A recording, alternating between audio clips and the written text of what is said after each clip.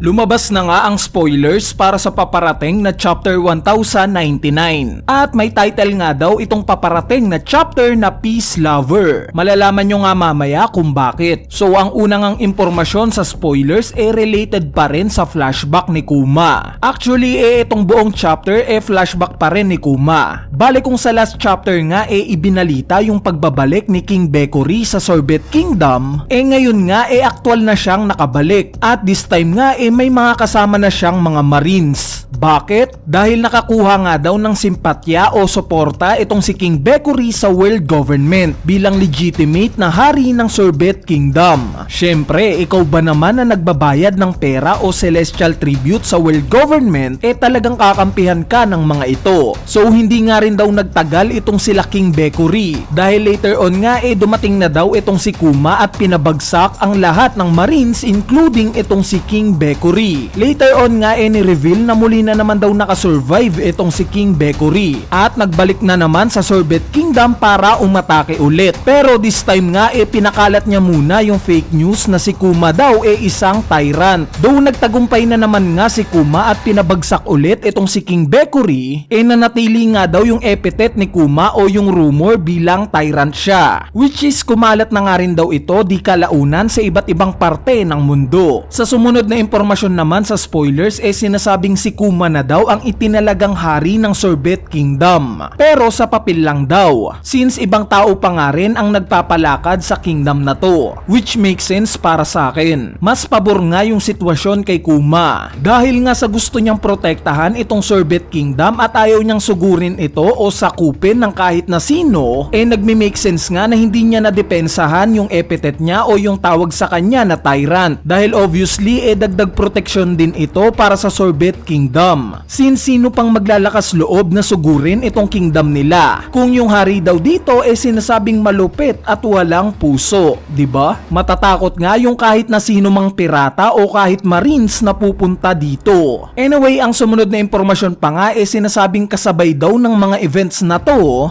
nakain na daw ni Jewelry Bonnie yung devil fruit niya, which is yung kakapangalan lang ni Oda sa latest SBS na Toshi Toshi no Mi. At later on nga daw bumuo na si Kuma ng pirate crew niya. So itong impormasyon nga na to bago para sa atin dahil as we all know hindi naman pirata itong si Kuma, di ba? Una nga natin siyang nakilala bilang miyembro ng Seven Warlords. Later on bilang miyembro naman ng Revolutionary Army at bilang hari ng Sorbet Kingdom. At sa recent chapters nga bilang slave sa Merijoa at bilang pastor sa Sorbet Kingdom. Kaya naman itong pagiging pirata nga ni Kuma bago pa sa atin. In fact wala pa nga siyang known pirate crew o wala pang pangalan kung ano man itong grupo niya. So nakaka-excite nga ring malaman kung ano bang pirate crew niya o sino ang mga kasama niya dito. Dahil as we all know itong dalawang ang kababata niya sa Sorbet Kingdom mga miyembro ng Bonnie Pirates. Bali sa sumunod na impormasyon naman sinabi nga daw ni Dragon kay Kuma yung lokasyon ni Dr. Vegapunk which is sa Egghead Island. Kaya naman binisita nga daw nila Kuma at Bonnie itong si Vegapunk. So itong impormasyon nga na to related sa pagpapagaling ni Bonnie sa Sapphire Scale Disease niya. At gaya nga ng nabanggit ko sa chapter review natin sa last chapter, dahil nga sa nabanggit ni Dragon na maghahanap daw siya ng doktor na makakapagpagaling kay Bonnie at dahil nga sa close itong si Dragon kay Vegapunk, malamang nga na siya ang isasuggest niya kay Kuma. At nagkatotoo nga ito sa chapter na to. Siya nga yung literal na sinuggest ni Dragon. At itong early memories nga ni Bonnie kay Vegapunk sa Egghead Island,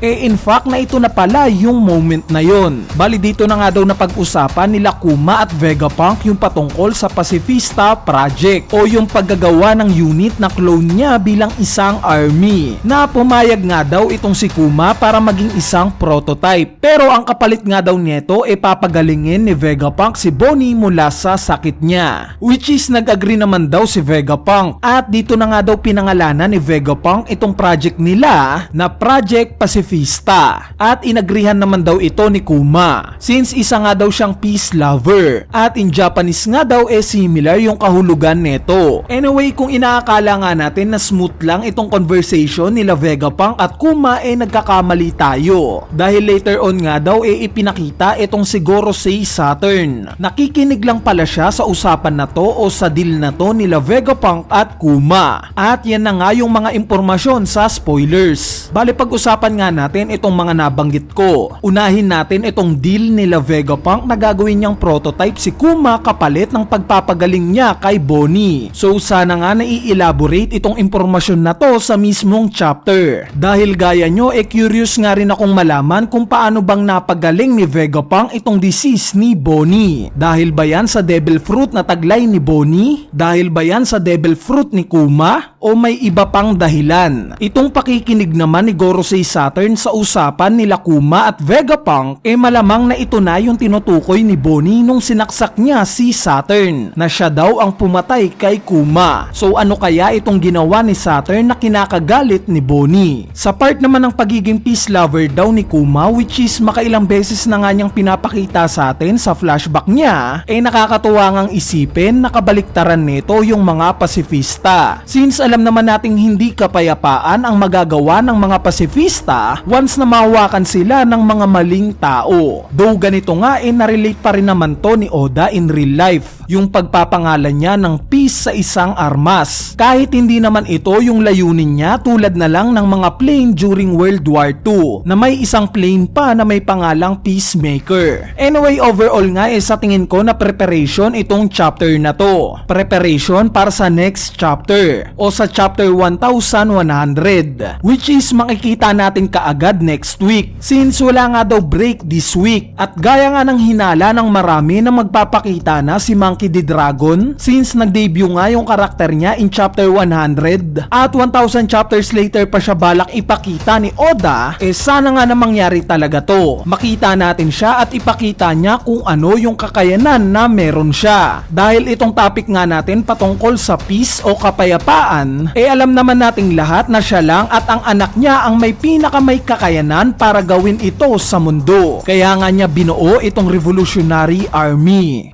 太古の昔にいつか自分たちを救ってくれると信じた伝説の戦士だそうだ。太陽の神ニカ。いらぬものを淘汰した世界に幸せなど待ってはいない。俺はこの世界を変えてみせる。俺は貴族に生まれて恥ずかしい。歴史より消すべき灯火がまたお決まりでしょうか。マリージュアの天竜人どもに伝えてやれよ。自由のためこの船に乗れ。己の運命を選べ。共に戦う意志のある者は生まれて初めての経験だよ。さらばだ。